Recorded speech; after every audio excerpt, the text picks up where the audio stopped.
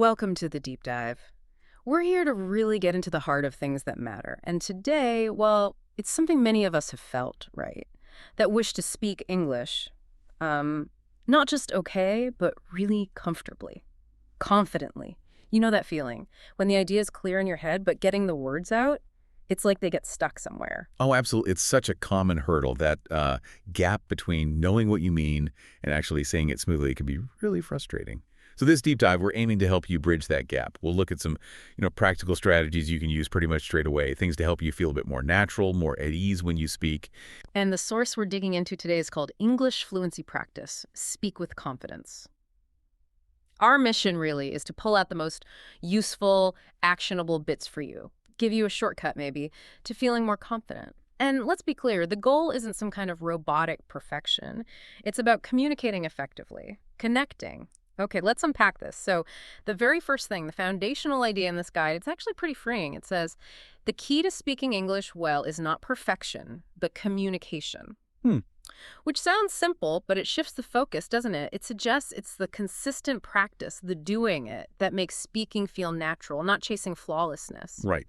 And what's fascinating here is how much that aligns with language acquisition theory. That emphasis on communication over perfection, it takes so much pressure off. Think about it. How much mental energy do you waste worrying about tiny mistakes? A lot, definitely. Exactly. So shifting focus to just getting your meaning across, well, it frees up your brain. It's more like how kids learn, isn't it? They just talk, they connect. It builds what we call communicative competence, being understood. And that actually builds confidence way faster than aiming for impossible perfection. That totally resonates, that freezing up, because you're worried about using the or a correctly. So, okay, we've got this core idea. Communicate, don't fixate on perfection. How does the guide suggest we start building that mindset? It introduces something called warm-up sentences, like mental stretches or affirmations. Yeah, and these aren't just, feel-good phrases. There's psychology behind this. They tap into self-efficacy, positive priming. When you actually say things like, I can speak English clearly, or I am improving, you're not just saying words. You're kind of building that belief, telling your brain, hey, this is possible, we're doing this. It primes you for success, makes you more likely to try to keep going. Okay, so it's about setting your internal state first. Makes sense. The source gives 4 specific ones to start with. So imagine saying these to yourself, maybe even out loud. I can speak English clearly. Right. Every day I am improving. Yeah. Speaking English is fun and useful. Good one. And the more I practice, the more confident I feel. So repeating these helps build that positive foundation we talked about. Essential for learning, really. Okay, mindset primed. What next? How do we translate that into, actual talking? The source jumps right into the mechanics. Basic conversation. Starting simple, like meeting someone new. And this is key. Mastering these basic exchanges, like greetings, it reduces what we call cognitive load. Okay. So your brain isn't scrambling for the simple stuff, the hellos and how are yous. It's automated, which frees up mental energy to actually listen, to think about your next response, the more complex bit. It's about building automaticity for these common situations. Like muscle memory for conversation. Exactly. So the dialogue they give is super standard, something you'd use all the time. It goes, Person A, hello, how are you today? Person B, I'm fine, thank you. And you. A, I'm doing well, what's your name? B, my name is Sarah, what's yours? A, I'm James, nice to meet you, Sarah. B, nice to meet you too, James. Pretty straightforward. Yep. And the advice is simple but effective. Practice it. Say it 2 or 3 times. Each time, try to be a little faster, a bit more confident. You actually feel the difference. You really do. Then, from that basic exchange, the guide brings in everyday English expressions, calls them very useful. I kind of think of them as like conversation WD-40. They keep things moving smoothly. That's a perfect analogy. Social lubricant, yeah. These phrases aren't just about information. They're about managing the flow, showing you're listening, asking for clarification without awkwardness, agreeing, Right. Think how often things stall because someone doesn't know how to say, wait, what? Yeah. Politely. Having these ready just smoothes everything out. Right. Less anxiety. Totally. Keeps the ball rolling, so the list they provide is gold. Things like, can you please repeat that? Or, I didn't catch what you said. Essential. Could you speak more slowly? So useful. Then ways to show interest. That sounds interesting. Really? Tell me more. Asking for input. What do you think about this? An agreement. I agree with you. That's a good idea. Yeah, those are your conversational toolkit right there. Makes you feel much more equipped. Okay, so we've covered the quick back and forth stuff, but what about when you need to say more, like tell a story or explain something? The guide shifts focus here, moving towards articulating longer thoughts, sharing experiences. It introduces this idea through practicing monologues, using an example routine, Alex's daily routine. And this is a really smart approach. Why? Yeah. Because you're describing something you know inside out, your own routine, or a simple familiar one like Alex's. That means less brain power spent on what to say, and more on how to say it in English. You get to practice sequencing, using different sentence structures, transition words, all in a safe, familiar context. It's like a practice ground for building narrative skills.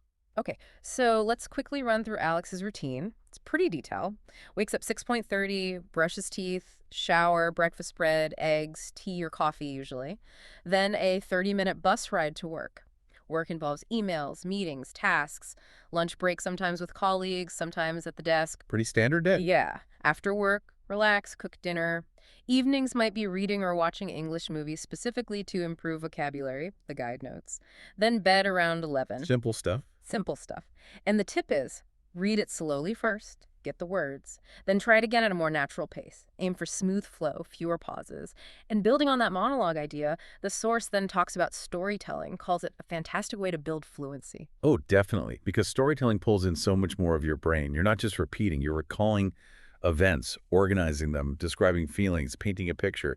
It forces you to generate language more spontaneously. Right. To actually construct a narrative, not just reproduce one. It's moving from just knowing English to really using it creatively. So they give a short story example.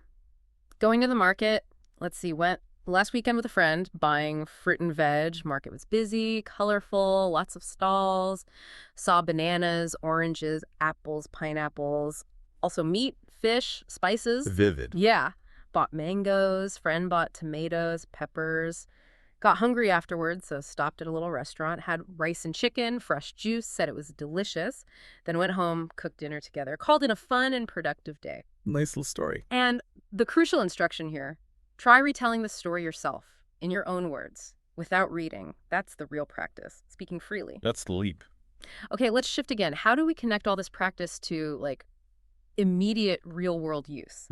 This next part is super practical. It focuses on specific phrases for common situations you'll definitely run into. And having these scripts ready is a huge anxiety reducer. It cuts down that decision fatigue in the moment. If you already know how to ask for the menu or the price, you're not burning mental energy on the basics. Right. You can relax a bit more. Exactly. You're more present, more confident to handle whatever comes next or just, enjoy the chat. It's about having a solid base for the predictable stuff. Makes total sense. So, for example, at a restaurant, you've got, can I see the menu, please? Very standard. I'd like to order grilled chicken with rice, or whatever it is. Could I have some water, please? And the food was delicious, thank you. Basic politeness? Essential toolkit. Or if you're shopping, how much does this cost? Classic. Do you have this in another size? Can I pay by card? And just, thank you, have a nice day. Simple, but you need them. And when meeting people, where are you from? What do you do for a living? Questions to show interest. Do you like traveling? What are your hobbies? Good conversation starters. Then, building on this, the source introduces fluency drills, a specific technique to speak faster, more naturally. Yeah, fluency drills are really about training the physical side of speaking, building that muscle memory in your mouth, your tongue. By repeating sentences quickly, you're smoothing out the connections between words, training yourself to articulate sounds fluidly. It's not just speed, it's rhythm. Getting that effortless flow, kind of bypassing the part of your brain that translates word by word. More automatic. I like that. Automatic speech. So they give 4 drills, and the instruction is repeat each one 3 times. Ready? Drill 1. I want to improve my English every single day. Repeat 3x. Good affirmation, too. Drill 2. Speaking English is becoming easier for me. Repeat 3x. Building confidence. Drill 3. I can express my ideas clearly and confidently. Repeat 3x. Powerful. And drill 4. Practice makes progress. Repeat 3x. Can't argue with that. Simple, right? Yeah. But doing them consistently builds that verbal momentum, that smoothness. So we've covered a ton of practical stuff, dialogues, expressions, routines, stories, drills. But let's wrap up by going back to the mindset piece. Because all the techniques in the world don't help much without belief, right?